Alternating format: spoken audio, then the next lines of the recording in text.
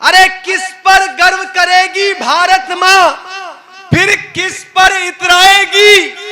ये विरासत ना होंगी तो कहां विश्व गुरु कहलाएगी। आपका ये जगना, अरे आपका ये जगना इस देश को शिखर तक ले जाएगा। आप यदि सो गए तो पीढ़ियां इतिहास भूल जाएंगी, पीढ़ियां इतिहास भूल जाएंगी। कब्रों पे शहीदों की मगर दीप मत ढूंढो, कब्रों पे शहीदों की मगर दीप मत ढूंढो। ये चोर गली है यहाँ माचिस नहीं जलती, ये चोर गली है यहाँ माचिस नहीं जलती। ये थे गोपाल सिंह नेपाली। मोहित संगम आएंगे सहारनपुर से, गांव से, ठेठ गांव के रहने वाला है ये युवक। इस समय आप देख रहे हैं सबरस टीवी। वाले आत्मीय विद्यार्थियों, मैं आप सबको अपना प्रणाम निवेदित करता हूं। आदरणीय दादा करुण जी की उपस्थिति इस मंच पर है। मैं एक बात बता देना चाहता हूं कि आदरणीय दादा करुण जी जिस मंच पर अध्यक्षता कर रहे होते हैं, देश के किसी भी कवि के लिए उस मंच पर काव्य पाठ करना किसी नोबेल पुरस्कार के जैसा होता है। हम सब सौभाग्यशाली हैं कि हमें वो अवसर मिल पाया है।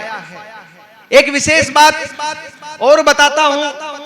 अभी मेरे विषय में बताया गया कि मैंने दादा के काव्य पर पीएचडी की।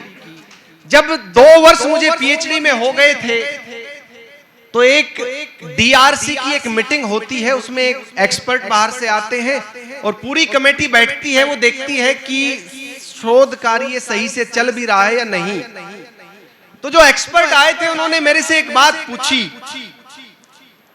कि आप करुण जी पर और पांडे जी पर पीएचडी कर रहे हैं, तो आप मुझे ये बताइए, बलवीर सिंह करुण जी का काव्य आपने लिया है, आपने साहित्य पूरा नहीं लिया, क्या इतना काव्य है कि पूरे काव्य पर पीएचडी कर पाओगे? तो मैंने एक्सपर्ट को एक जवाब दिया। मैंने कहा सर, काव्य का या उनके महाकाव्य का तो पता नहीं, लेकिन इन 2 वर्षों में मैं विश्वास के साथ कह सकता हूं कि उनकी एक कविता पर भी पीएचडी की जा सकती है।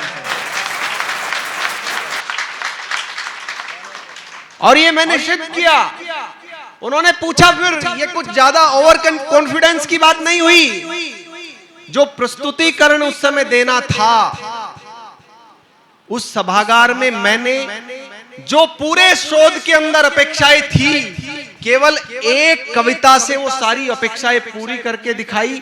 वो कविता थी, आदरणीय दादा की कविता है, वो घोड़े समर भवानी के लक्ष्मीबाई मर्दानी के, चौक गया तो लिखते लिखते पन्ने अमर कहानी के। मैं 42 मिनट तक उस पूरी एक कविता के ऊपर बोला।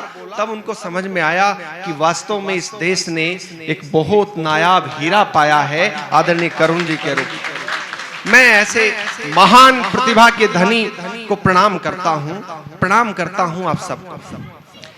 अपनी बात यहां से प्रारंभ करता हूं। आपने राष्ट्र कवि रामधारी सिंह दिनकर जी की जन्म जयंती पर यह आयोजन किया। सबसे पहले आप बधाई के पात्र हैं। इन 4 पंक्तियों के साथ आप इसकी को थोड़ी कम कीजिए। इन 4 पंक्तियों के साथ आपको साधुवाद देता हूं कि किस पर गर्व करेगी भारत मां, फिर किस पर इतराएगी। अरे किस पर गर्व करेगी भारत मां, फिर किस पर इतराएगी। ये विरासत ना होंगी तो कहां विश्व गुरु कहलाएगी। आपका ये जगना, अरे आपका ये जगना इस देश को शिखर तक ले जाएगा। आप यदि सो गए तो पीढ़ियां इतिहास भूल जाएंगी, पीढ़ियां इतिहास भूल जाएंगी। मर्यादा तार तार होती, बिखरे हुए जज्बात हो। अगली पंक्तियों में सुनिएगा इस मंच की ओर से, इस मंच का उद्देश्य और परिचय।